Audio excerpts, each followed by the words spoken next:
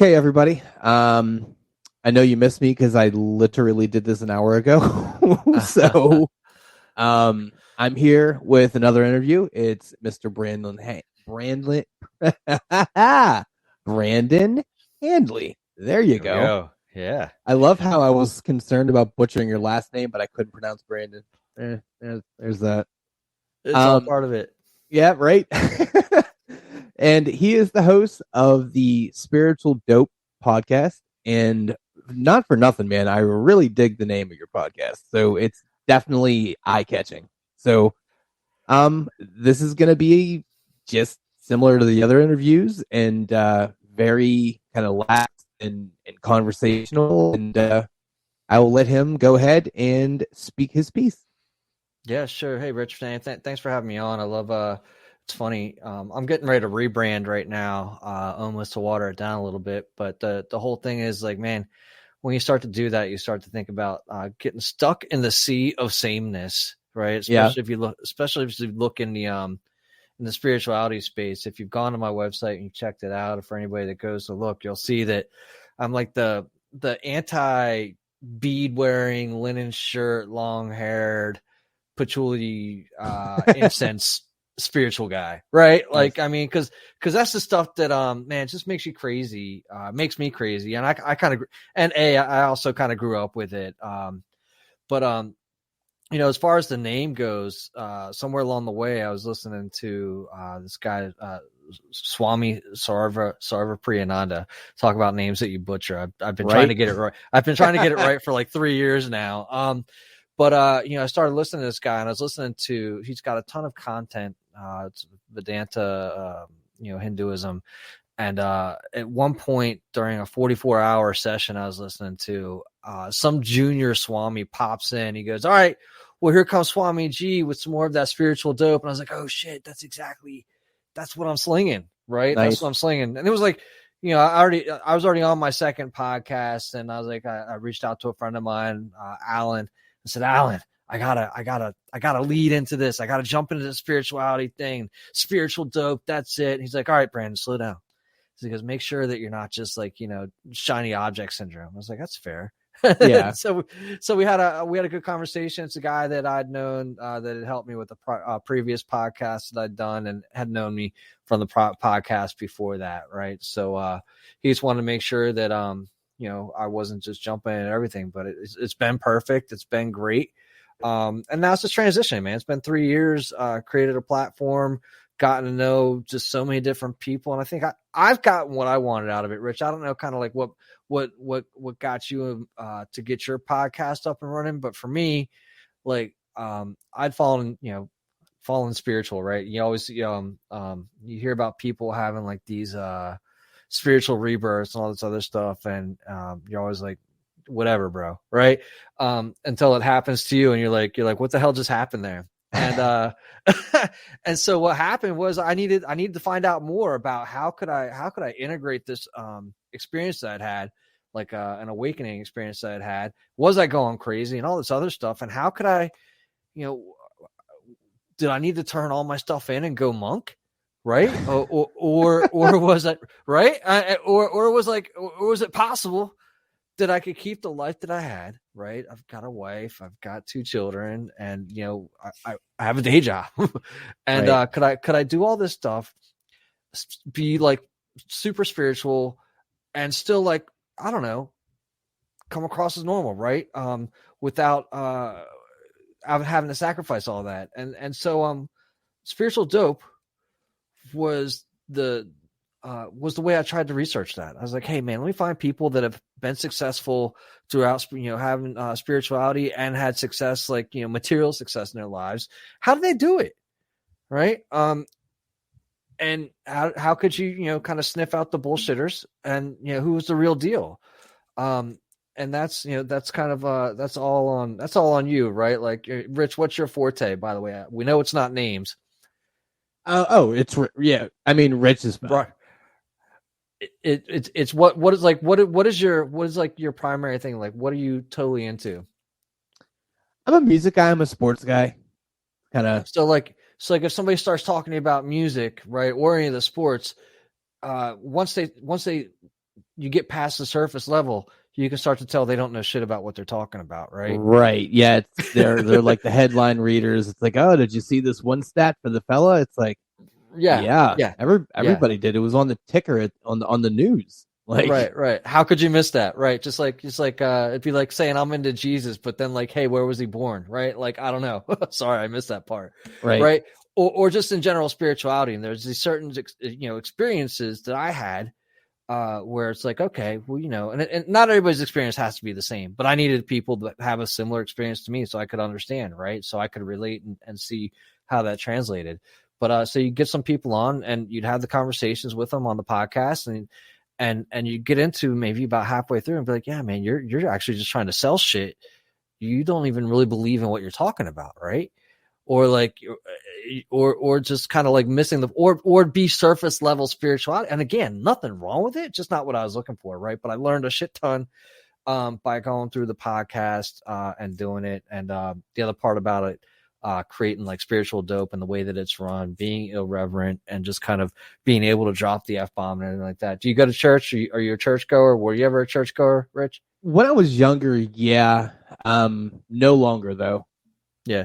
Was it cool for you to say fuck, shit, piss, damn on there? And is it okay for me to say that Oh here? yeah. Sorry. Oh yeah. I don't care. Yeah. So when you're in church, was that okay? It was not. Right. And so there's like this certain like kind of like this like you have to like be like this way right. in church, right? And there's some things you want to say, like, I don't know, whatever they say up there, and you're like, what the fuck? But you can't say it out loud, right? Right. So what happened for me that also allowed me to kind of really step into this was I'd gone to a some Buddhist temple, which actually all these things like being synchronous, right? Happened to be one like 5 minutes down the house that I just bought, and I was like, what? Shut up, I wasn't even looking for it, and there it is, right? So I roll up there and I go to some session and I sit around. First of all, it was just so funny because like there's all these cushions in there, there's all these people doing whatever it is they do. They've been there before, and I'm just kind of following along. Like they were like they were doing like walking meditation, like walking in circles around this thing, and like I'm kind of like walking around following. I'm like, what are we doing, man? Right? What's happening? And same thing, like they had these meditation cushions. I was like, well, how I don't even, I've never had one. I didn't know what to do with it. Like I'm like, I sit here, it's like I'm sitting there meditating. I'm like, am I supposed to keep my eyes open? Or they like, look, man, I'm like newbie spiritual, basically. Or even like Buddhist. And this the Buddhist reverend is giving this conversation, he's having his talk, and at some point, man, he dropped like the F-bomb. I was like, oh, what?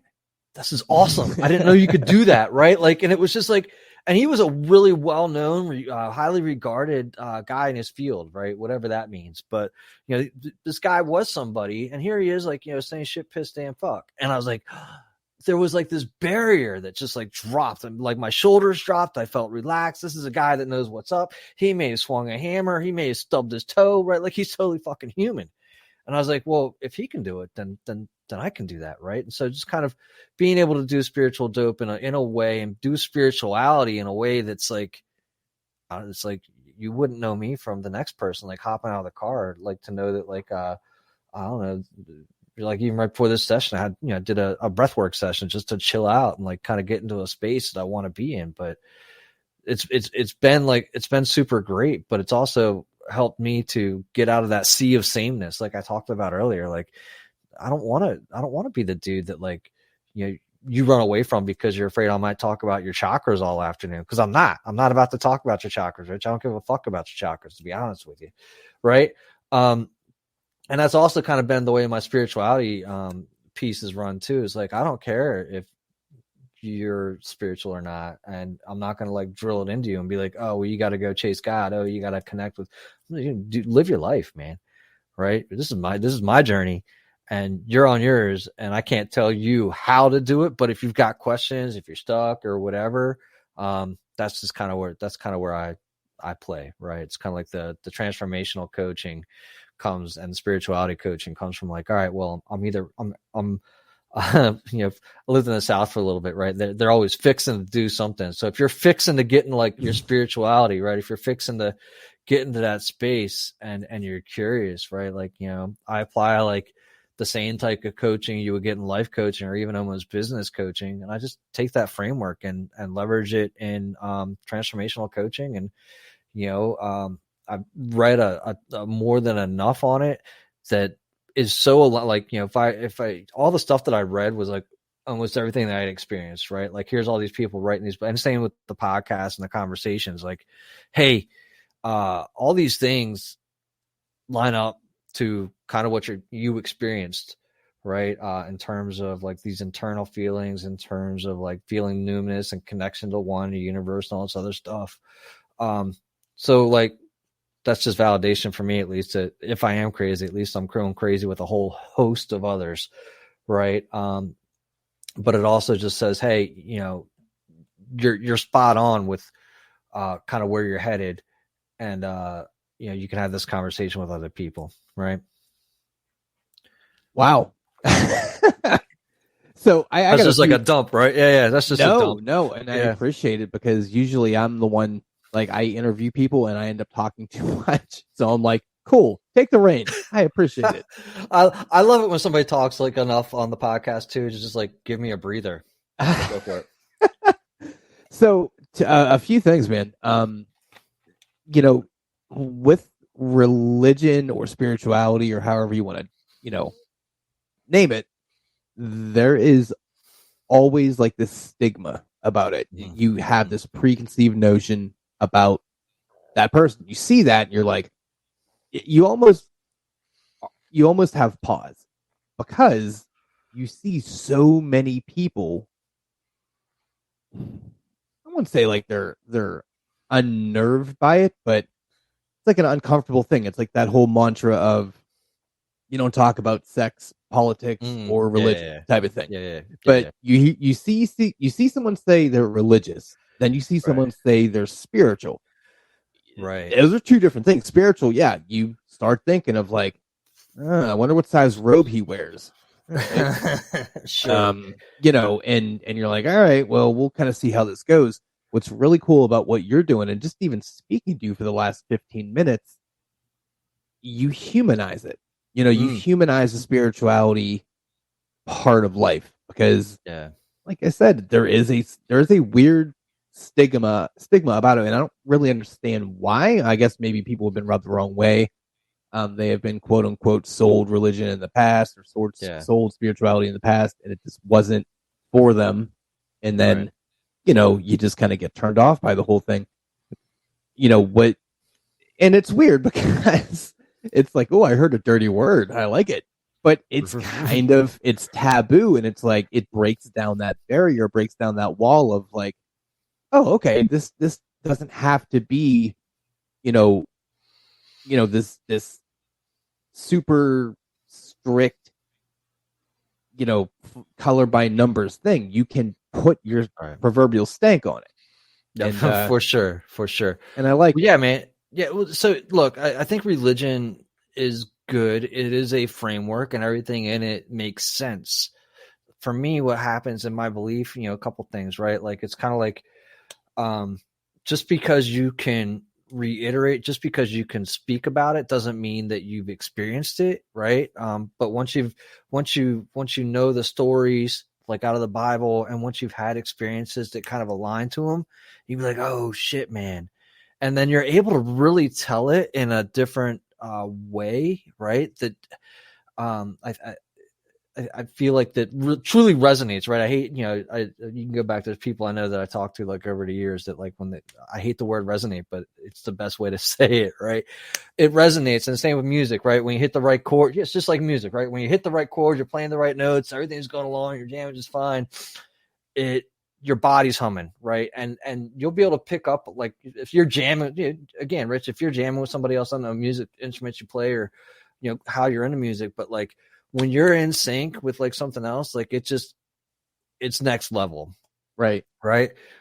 If you're just up there and you went to school for theology, you went to school for Buddhism, if you went, all these other things, and like, you get it, or we can talk musical theory till the cows come home. But if you can't play the instrument, if you don't know what that feels like to just like really feel it going through your body, totally different. And so religion, I think, there's plenty of people out there teaching it, leading it. that haven't had the experience, right? That haven't had the spiritual experience. I want to say like spiritual, like I would say backbone, but I think it doesn't need to be backbone, like fulfillment, right? Like just being filled by the Holy Spirit, whatever. That if you haven't felt that, if you don't feel it, man, don't teach it. I mean, I Or got a not. good analogy for you right Yeah, here, go ahead. and Yeah. it's gonna kind of nail that down. Well, two of them actually. So when I was actually physically in college, I it struck me weird because we had a white professor teaching like African history, and it just was like, huh? Right. And another thing, and this is kind of a peek behind my proverbial curtain, which anyone that listens to the pod, they know this. I'm a white fella. My co-host is black, and my wife is black, and they tell me stories and things that they've gone through and experiences, and I think there's a very big difference between understanding and feeling somebody. And you can say you understand till you're blue in the face, but sure, I will never feel them in that sense. I will never understand that struggle and what they've had to go through. Right. And I think that's kind of on par with kind of what you're saying. You can be, you could be studying theology for 40 years, but if you've never really had like that, I mean, pun intended, that come to Jesus moment, right. What are you really talking? You're spitting facts and headlines. And again, it's not wrong to study it until it comes true for you too, right? Yeah, right. And I think that happens a lot. There's the whole deal too. Like, I mean, Rich, I was not seeking this space at all. Right. I wasn't like, hey, I was like, hey, in 5 years, I want to be spiritual dope. Right. Like that wasn't the plan. And that is almost beneficial, right? Because maybe if I had been looking for it, maybe it would have taken longer, because sometimes the harder you try some of these things, the further you push it away. Right. And also in terms of like spirit, in terms of religion and spirituality, I think a good thing that happens is, all right, well, if you grew up in Western civilization like you and I did, right. And we're used to Jesus, we do have this filter. We've got like all this, like we're all like, no Bible, no thank you, no King James, and none of any of this stuff. But like then somebody comes up and like Confucius says, you're like, yeah, fucking Confucius said, man, and you're like, I get that guy, right? Or like again, like Hinduism for me, I'm like, yeah, this is awesome, but it's all the same stuff in the Bible. Right. The thing is, we don't have anything attached to like this new modality that we're seeing. We're like, oh yeah, this fucking makes sense. This guy, Shiva. Yeah, man, I'm down. But it's all the same stuff that's in the Bible. It's just like, we don't have these filters that are set up to stop it from coming in. And it's totally coming at us new. And we also, why do you think that is? Like, why do we not like Jesus? I mean, that's kind of what it is. I mean, right. What's wrong with Jesus? WWJ. So we've got a lot of stuff that we grew up with, right? We've got baggage, man. We've got baggage. We've got TV baggage. We've got separation of church and state in England, right? Like way back in the day. The religion, especially, and I'm certain that it's been abused in Hinduism and Eastern cultures as well. But we're well versed, right, in the abuse, right? We're well versed in the snake oil and all this other stuff that comes with a lot of it. It's not, again, there could be, and I feel bad for people that are that are Christians that feel it and live it and breathe it and are really in it, because I think that it listen, if it didn't work, it wouldn't have stuck around for so long, right? Things that work tend to stick around. So Christianity, there's something in it that works, right? Buddhism, there's something in it that works. Hinduism, stuff in it, they wouldn't keep practicing it if there wasn't something to it. So ours is like, hey man, man, the separation of church and state, what was the Inquisition, all kinds of stuff. For the history that we know on Christianity is enough to keep us away from it, because of all those things. But again, so if we look over to another religion, we're like, oh man, yeah, that all makes sense. Even like Kabbalah and Judaism, right? If we look at just stuff that we never studied, and we see the exact same message, it's just like right in. We don't have a preconceived filter for it, so we just accept it. We're like, yeah, that works, man. That's my working theory. Well, no, I mean it makes sense. It's kind of the same idea as if you have a thought and then you verbalize it, you're like, yeah, that's stupid. Then literally the person right next to you says the exact same thing. You're like, oh yeah, that's a good idea. You're married, right? How long, Rich? How long have you been married? So married, I think like 3 years, but I've been with her for like, God, I think it's like 10-ish. Yeah. Something. So I don't know. So you've experienced telling her something that makes sense and it's awesome, and you seem like a smart, bright guy, and then she's like, dismisses that's a it, mistake. Right? then she dismisses it, and then next thing you know, like somebody, like just one of your friends or like her girlfriends or like her dad or like whatever, says the exact same thing you said, and like she totally accepts it. She's like, yeah, oh yeah, for sure. That makes sense. And you're like, you're over in the corner going, you're like, I just fucking said that yesterday. You Funny enough, it's actually the inverse. It's actually right? Yeah, she's a pretty brilliant lady. I mean, common sense wise, I mean, I feel like she sometimes forgets how to breathe, but generally speaking, she's a super impressive, brilliant lady. Awesome. Awesome. I tend to overthink things a little bit and overanalyze things, and she tends to simplify it. So nice. It's a cool little feng shui we got there. I love it. That's cool. So I did read in the profile, and I'll let you kind of speak on it there. I don't want to like delve too deep, and like I said, I am very respectful for people's boundaries and what have you.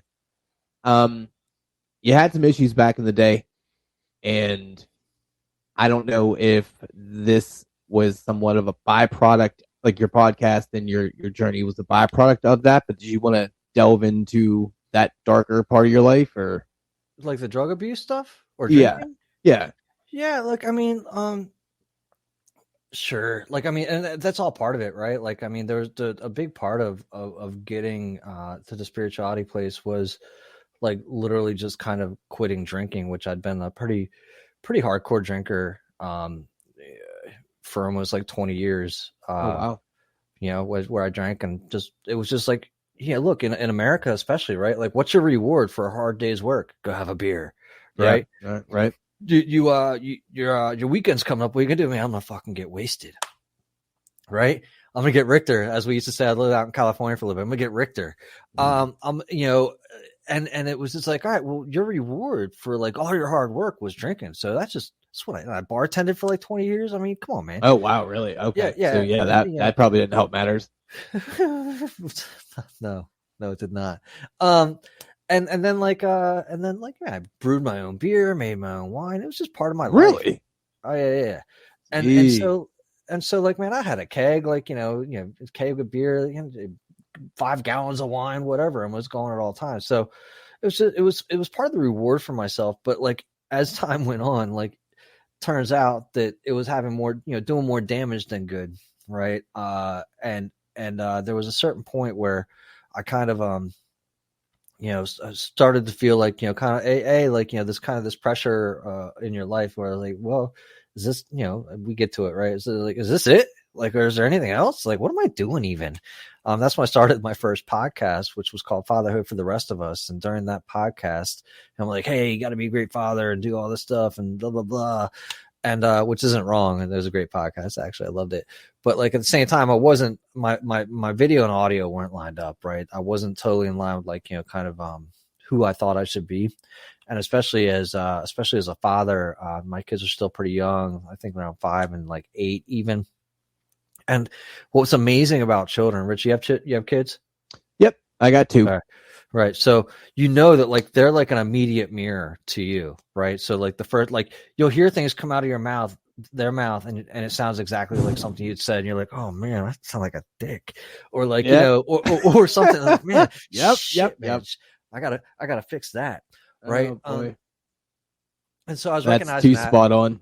and right. Like, and so like, I was like, all right, well, let's adjust that a little bit. And then I started thinking about like, I was one weekend brewing beer, but like I was out walking in my neighborhood. We all partied with each other all the time and hung out, had a good time. This woman, Jess, like my neighbor, walked up to me. I'm drinking water. She goes, Brandon, what are you doing? I was like, what are you talking about? She goes, what are you drinking? I was like, I'm drinking water. She goes, well, are you okay? I was like, I don't have to, like, something's wrong, man. You know what I mean? Something's wrong if like I'm getting called out for drinking water. And so I was like, all right, whatever. You know, had a few other things like where it's just like, you know, drinking too much. And I was like, all right, this isn't working. I started actually exercising, which I'd never really done ever during my entire adulthood. Signed up and did like some triathlons, and I was still drinking, training through that. But like that started to wean off from the drinking. I just felt good, man. I was like, well, arguments are down. I feel good. I can drive anytime I want. This is amazing. This is awesome.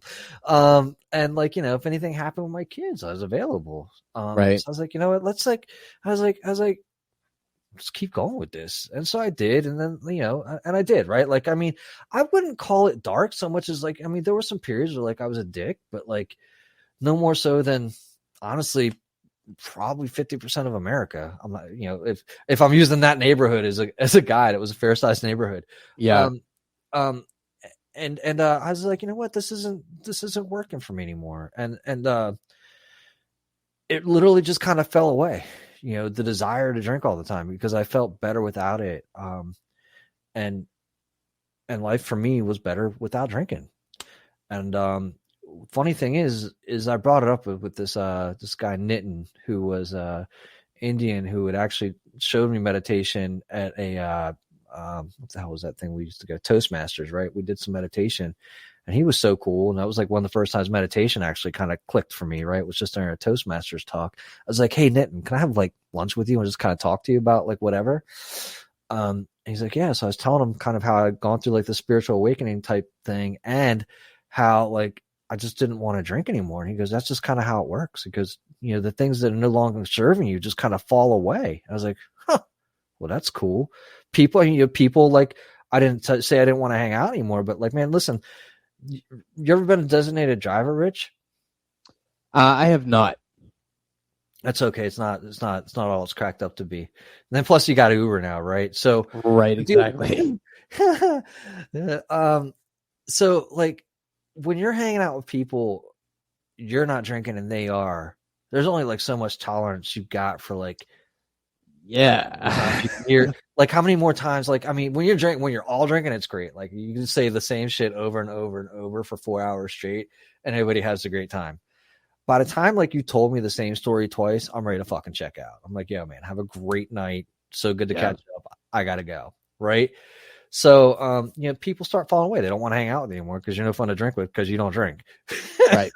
It makes sense. But it's okay. Right. Like I don't judge you if you drink. I don't care if you drink, right? Like, hey, go live your life, have fun, have at it. It's just not what I'm doing. Same thing again, like with the spirituality. I'll tell you, you know, when it first happened, it was, but then you dial it back some, right? Yeah. I was definitely, a bit of an evangelist at the beginning, like, oh, this is going to happen. You're going to go, this could be great, blah, blah, blah, spiritual, whatever. Right. And people were like, yeah, bro, now. I was like, okay, bye. You just tend to realize, hey, everybody's got to get there the way they got to get there. Like your path, Rich, whatever it is, however you get there, that's how you're going to get there. Like, I mean, I can't tell you which way to go, but that's, again, this is where religion is cool. Well, so that's where I think people get turned off, because I feel like a lot of people that, I hate to use this word, but peddle religion, I think a lot of people force their beliefs on people, and that rubs them the wrong way. Yeah. Right. So, and it doesn't make any sense to do it, right? It doesn't make any sense to do it because, again, like your path is your path, mine's mine. Right. It's going to work, you know, it's going to work out in two totally different ways. But that is where, if you've got a Bible and you're going through some shit and you've gone through, like you're going through again, these spiritual experiences, call them whatever you want. Like, oh my God, the stuff all the cliches, they actually start like happening. Like when the student is ready, the master will appear. You're like, oh man, come on, man. Or like, it's just the stuff like there's different levels of understanding, right? Like, all right, well, I don't know how many times you've read the same book a couple of times, but like the first time you read it, you come back the second time and you read it, it's like a totally different book. You're like, I don't remember any of this being in here. Yeah, right. Right. So when you read like some religious text and it's in alignment with like all the stuff that you just experienced, you're like, all right, well, I guess there was something to what they're teaching here. So yeah. There's certain things about religion that I've kind of latched on and kept through the years. So I'll tell you the quick little rundown of, because I know it's not an interview of me, but whatever. I'll tell a story. Share your shit, man. It's my fucking podcast. That's it.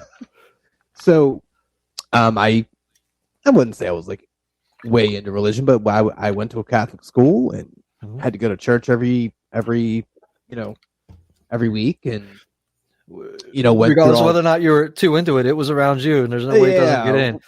Right. So I mean, it's kind of one of those like, well, I'm here, but you heard enough to kind of like, all right, well, fair enough. And my grandmother was very religious, and my grandmother basically died of a botched operation where her bowel ruptured and she basically shot into herself and died of toxicity. Yeah. And it was a miserable, miserable death. Now, understand this. My grandmother raised me. So essentially that was my mother. Gotcha. So in my head, and this is where I went off the track of the religion train. Sure. In my head, you have rapists, arsonists, murderers, die in their sleep, or get a real quick lethal injection, whatever. Yeah. You have an uber religious person that, was not in the best of, I mean, she was a very thin, like she was a stick, basically. So not overweight, but she had a quadruple bypass and, all of these health kind of issues. And she's allotted the ability to die a excruciating death. Yeah. One of your sheep one of your flock that loved you unconditionally. Right. Died, and I could never wrap my head around that. Sure. And it's still something that always bothers me. It just, I can't have that answer. And I know you can't really get that answer.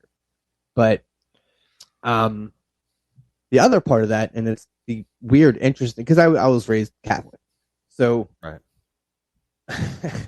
I don't follow the Lent thing. I don't not eat meat on Fridays.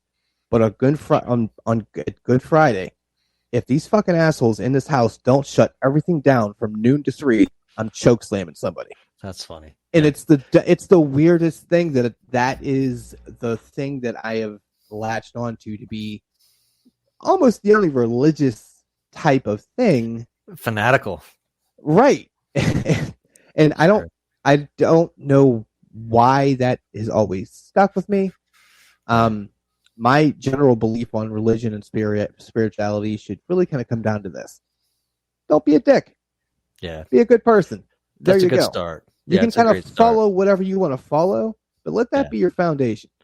Yeah. No, for sure. Right. Look, I think in the end, right, it's all about, be decent to yourself. And if you're decent to yourself, there's a good chance you're going to be decent to other people.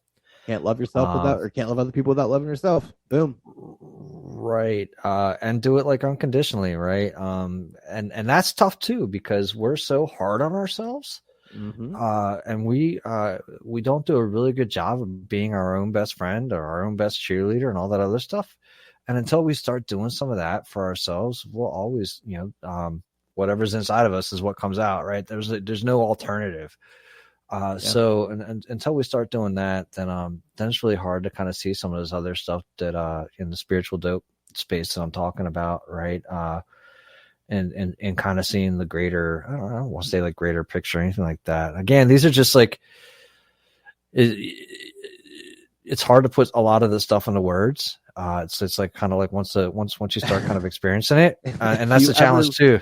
If you ever listen to this podcast, you'll realize, and ever really for that, you know, for that matter, ever talk to somebody from Pittsburgh, we we like to make up words, and generally we get to where we need to get to verbally, and everyone generally gets what everyone's saying. So, and we're far from PC or, you know, we're like, I get that fella saying the thing. I got it. Yeah, that makes sense. For sure. But the piece that I've been doing the most that helps people to get to kind of the space that I got to has been oddly enough has been breath work. What's that? So breath work is literally, you know, just kind of specific breathing patterns and breath holds, which most of it comes out of yoga.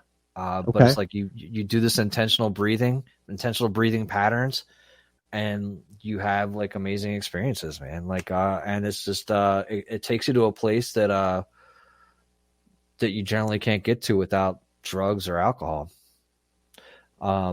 And it's stuff that you do with your own body and like on your own means. And it's not even dangerous. So it's a place that I got to. A friend of mine was teaching it, and I went to one of his sessions, and he blew my mind with it. And ever since then, that's been another thing where I take it out. And you know, right now I take it to guys at rehab and recovery. Okay. As another tool, right, for them, especially as they're going through recovery, and there's like, hey, don't go do drugs, and they're jonesing. This is something that kind of takes the place and has amazing benefits, just such as like lowers your anxiety levels and your stress levels immensely, which is one of the things that drives you to drinking and drugs, right? Like, man, I had a shitty day. Let me get out of that. I need to go. And drink. you teach that? Yeah.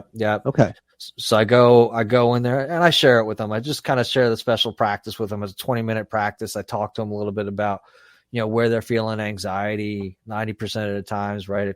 I'll ask you, Rich, like when you get like anxious or, you know, getting ready to feel like you're going to get in an argument, where do you feel that in your body? I don't think I actually ever paid attention to it. I think it just kind of happens, and then I just put the wife in the dryer. Sure. So what happens is it's generally in your chest, and that's generally where. So you'll like if somebody scares you, it's like right. Oh yeah. Okay. Your chest, yeah. right? Yeah. So it's into your chest, or somebody like, you know, you brace yourself. You're like you take a big breath in, and your chest, your heart drops, and all that. Okay. Yeah. Your shoulders get tight. Well, so that's great. We can talk about it right now. That's where you're going to find, like, now you know where your trigger is. Now your body's like, all right, well, I'm signaling you, and your body. And so now what happens is that triggers like everything in your body. It just spikes up your cortisols, and like you get ready to get anxious, or you're just sitting there feeling like, I don't know what to do next. You're stuck, you're anxious. And, you know, sometimes you just get stuck in that space. With what I teach the guys is, first one, like, you know, all right, well, Rich, now you know that if your chest gets tight, you're going into a state of fight or flight. Okay. Right. Your body's telling you, hey guys, I don't know what's happening here, but we're stuck in this like heightened sense. Right. So what you do, just the easiest thing to do is let your belly drop. Right, let your shoulders drop and let your belly drop, and it'll be like almost instantaneous. If you feel that like this chest thing is happening, you just let your breath drop to your belly, right? And you're like, wow, man, I just like jello, almost instantaneously. And so teaching these people and anybody else really how to engage your parasympathetic, right, your rest and digest, is super powerful because we're so stuck in fight or flight all the time that we don't even remember what it's like to disconnect from that. And so what I do is we do this breathwork session. It's like usually a 20-minute session, a couple different rounds of specific types of breathing and breath holds, which help to separate the mind from all the bullshit, right? And if you can do that for like a minute, and if you can do it for 2 minutes, right? If you can control your breath, you can control anything beyond that. So just showing them that, and other people have shown how to do this. It's a game changer. And just doing it for like 20 minutes, I've talked to some people where it lowers inflammation in your body, it opens up your blood vessels, and all this other stuff that's beneficial to you. And again, that also puts less stress on your body, which ultimately is less stress on your mind. Right. Doing it for 20 minutes, I've had people report effects of like 2 days, right? So one breathwork session, 20 minutes of breathing, having a 2 to 3 day effect. That's fucking great. And I always make a joke with the guys. I'm like, man, there's nothing you can go out and like coordinate in like 20 minutes that'll keep you like feeling good for that long. Then of course everybody's like has to bring up methamphetamines, but I'm like, come on, guys. Don't poke holes in my theory, damn it. So is this like a service that like a payable service that you offer? Yeah. Okay. Yeah. Well, hey, before we, because I'm not trying to like, market your stuff here, but I am also a very, very big believer in, hey, these interviews, talking to people. Yes, obviously get your message out, get your truth out there.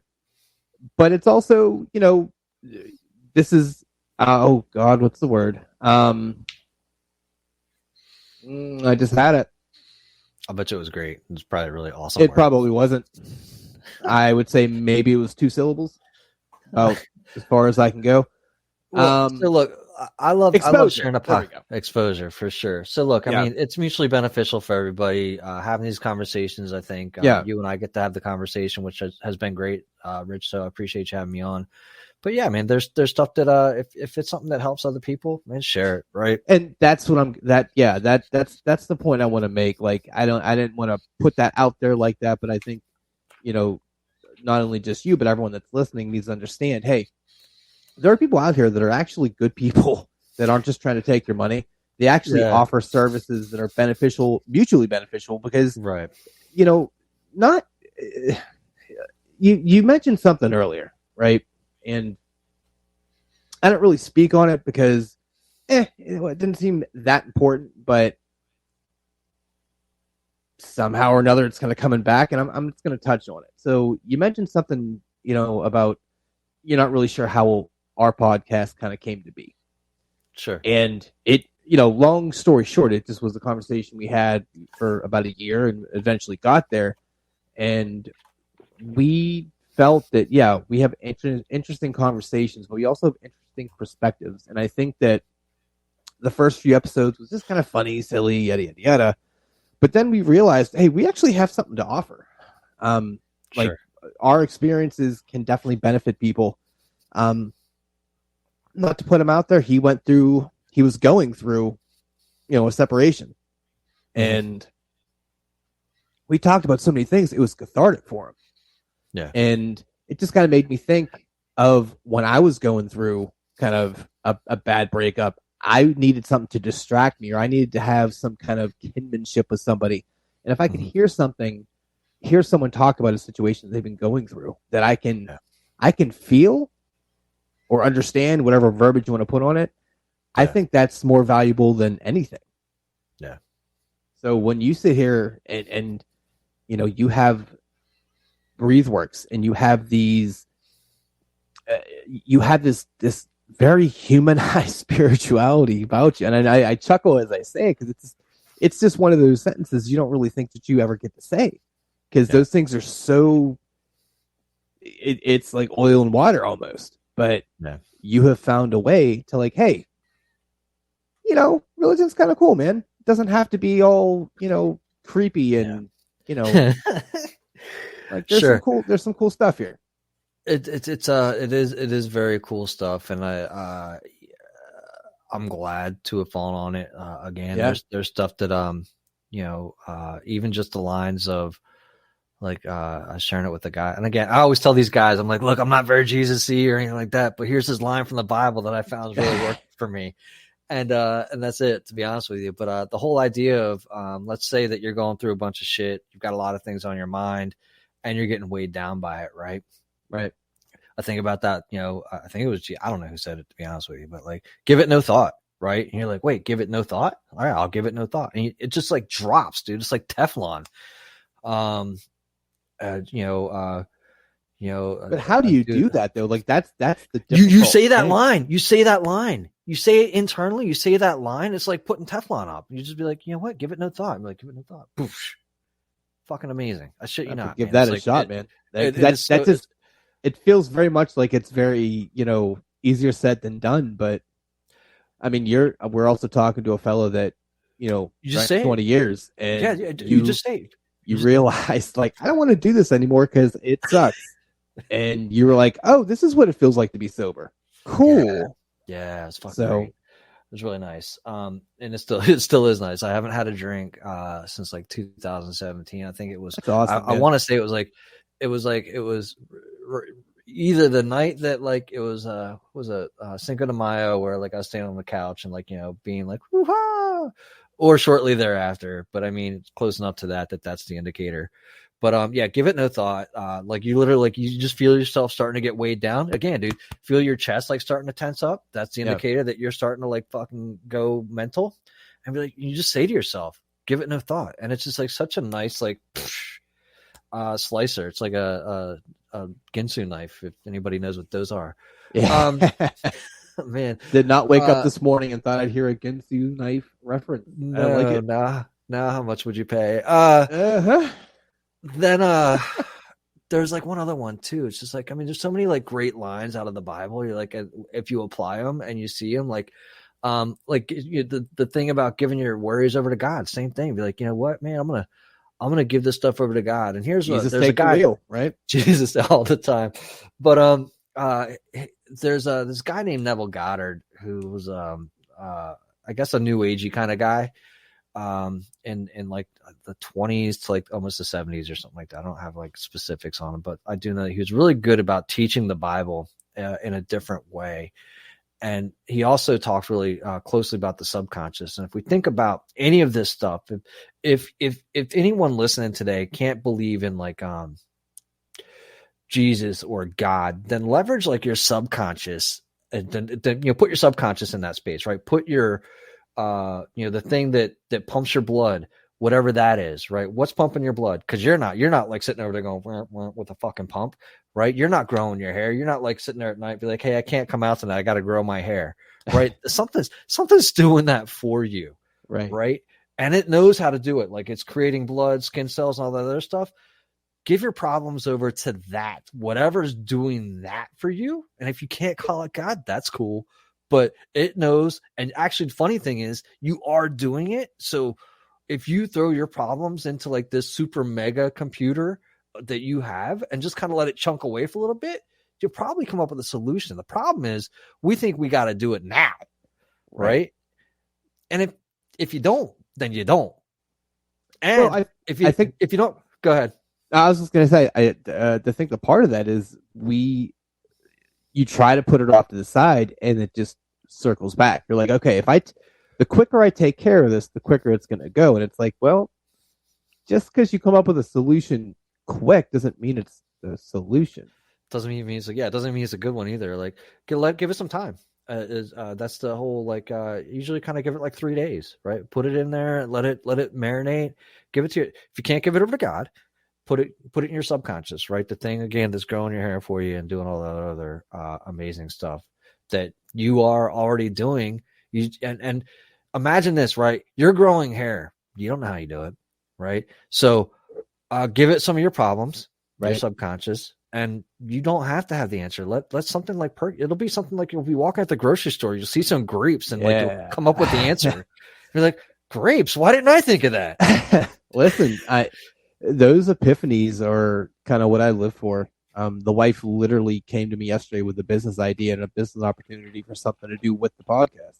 Yeah. and it came to her as she was driving, and she kept seeing this one storefront, Mhm. and for whatever, because she wants to kind of do like a laundromat thing. I'm Sure. like, okay, whatevs, that's fine. Yeah. But for whatever reason, she saw this one and she's like, oh. And I was like, huh? And she told me her whole business plan, and it was like super well thought out. I'm like Yeah. sitting here, how did you figure that out? I don't know. I was driving. Just All came to right. yeah. Yeah. It and I don't think those things are accidental, man. I think look, I am by no means a religious person, by no means a spiritual person. I guess, I guess overtly. There's probably some subconscious things and shenanigans going back in the back of my noggin, but nothing just happens by chance. Things are placed in your life. People are placed in your life. Things happen because they're supposed to happen, or they're put there for you to kind of have your, here we go again, come to Jesus meeting. Sure. So this isn't meant to, sound any other way, but if you don't believe in some kind of something else, you're probably an idiot a little bit. Like, you can't just not, I mean, and that sounds really bad, but logically something had to put that thing there, and then something had to put that other thing, like that. Things just don't appear. It's Yeah. just not what I say happens. try something out, right? Like a whole bunch of ideas to try it out and see for yourself. Like one is like Albert Einstein even said, right? Like either everything's a miracle or nothing's a miracle. So Fair. okay, either deal with that if you want. Hinduism is like everything is God, so just look at everything as God, and you're part of God, right? So if you're included in that. And the other one is this guy Sri Kumar Rao has a really great book. It's called "Are You Ready to Succeed? Unconventional Ways of like Business Mastery." He's got this really great framework where it's just like, oh fuck, I forgot it for a second there. Oh man, well I'm not gonna tell you. It's, It's called a sorry guys. cliffhanger. I guess we now have to have a part two. So it's called like a benevolent universe, right?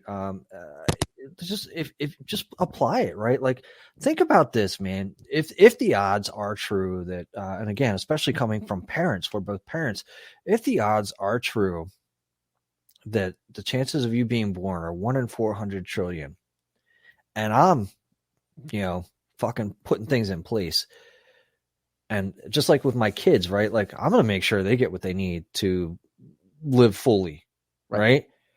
And my 1 in 400 trillion. So I'm making sure again. So the same thing, looking out for us, a benevolent universe, right? So whatever's out there is doing it for your own good, right? And so whatever you happens in your life, just try to see that as, I mean, that was a benevolent universe putting that there for me. How, what's happening? You don't even have to do it consciously. You do it consciously again for like 30 days, give or take. And suddenly like things are just different in your life. Try one of those 3 models out if you don't believe in anything, and they don't have to be based on this higher God power. They don't have to be based on anything other than just a model. And if you can have that model in your life and it benefits you, fucking keep it. If it doesn't, let it go. That's the beautiful thing about life. Like, you don't have to be forced into anything. Yeah. Like, you have literal free will. Like, there are some guidelines you should, kind of follow. Like, hey, don't rape, don't murder. Yeah. Everything else, there's some gray areas. Fuck it, we'll figure it out. Kind of free game. But I'd say give it a shot, right? Try one of the models out. If especially if you feel like life is shit and you're getting the shit under the stick all the time, right? Try and take ownership of it too. Be like, hey, did I put myself in this situation? Yeah. And if you did, that's cool too. Be like, all right, fucking own it. Because the sooner you can own it 100%, the sooner you can make the changes that are in alignment with your life. People are afraid to admit stuff to themselves. I mean, because it falls back to the, your own worst enemy, your own most harsh critic. And a lot of people don't own mirrors because they don't want to see themselves. So it's a messed up thing, but God damn, you just really, well, that was probably a bad verbiage, but whatever. You really put such a cool spin on this. Like, and I don't know the listeners in regards to their spirituality and how much they care, how much they, whatever. But Yeah, this cat really just put a real human, like he basically put like back in the days where CDs were actually a thing and you would have like caution explicit content, that little sticker, and you're like, oh, it's so much cooler. You just put that spin on religion for folks. That's awesome. So. That's great. That's great. I love that. Okay. Pick up this CD. He swears. Yeah, I mean, and it's weird because it's like a taboo thing, but you're like, I'm getting the real deal. But it's a lot different hearing somebody that's like, no, look, I had a spiritual awakening. I had my come to Jesus moment, and I'm still a normal person. Like, I'm not going around, holding Bibles in all of my pockets, trying to convert you and your family over to be a part of a cult. It's like, no, we're not doing that. Like, hey, listen to this stuff. Probably try to be a better person. Don't be a dick. Yeah. All right, take it easy. Dick. Right. If you take away anything today, don't be a dick. Look, I mean, ha ha ha, silly, but also, don't be a dick. It's a good mantra to live by. That's it. Well, look, man. Here's what we're gonna do. Obviously, I want you to send me all of your stuff so I can upload all this. It takes about an hour for me to manually upload it to Spreaker. Go ahead and plug all of your stuff and send. By the way, like I said, everything that you do, send me so I can put it in the description, because I really, really want people to hear this and see this. And I'm going to tell my wife about you, because honest to God, she probably needs some, some like digital or spiritual Valium or something. I don't know. Yeah, look, man, like it's helpful, right? Like I said, some of that stuff that it's just really simple stuff where you just say, hey, again, give it no thought, right? And you're like, wow, man, that's a great line, and it works. And like if one piece of it works, could another piece of it work? And if like multiple pieces of it work, you're like, oh fuck, they're on to something. Less is more, man. Sometimes you don't have to overcomplicate it. Yeah, that's true too. Super true. Yeah, man, Rich, I'll share what I have. I appreciate you having me on. Absolutely, it was an honor, spiritual man. Dope. Spiritual Dope's been a blast for me. It'll still be up for some time to come, but I'll share like upcoming links and things that are changing a little bit. Well, man. Well, listen, I can't thank you enough, man. It was super great having you on, and I sincerely mean that. It was really eye-opening. So, Brandon, I appreciate you. Obviously, you're welcome anytime you want back on here. I think we definitely have like part twos, and if we could ever get like a late afternoon Sunday scheduled, because that's where my co-host could actually be a part of this. Because we usually record like 10 or 11 at night because the schedule is garbage. So Sundays are kind of the day. I would love for him to actually come on and speak with you a little bit too. Yeah, man, absolutely. What should happen is I should come out there and is it Parmani Brothers? What's the place with the It's sandwiches? Parmani Brothers, dude. It's so overrated. Like, I went there once and I had the shittiest service, and I was like, yeah, I'm never coming back here again. Bye. Got it. Well, we'll have to find a knockoff in Pittsburgh and hang out. There you go. All right, brother. I got to drop myself. I appreciate you having me on. Yeah, no worries, man. Well, I appreciate you. Thank you so much. And I'm going to send you all the info over, all right? All right, I'll talk to you. All right, buddy. Bye.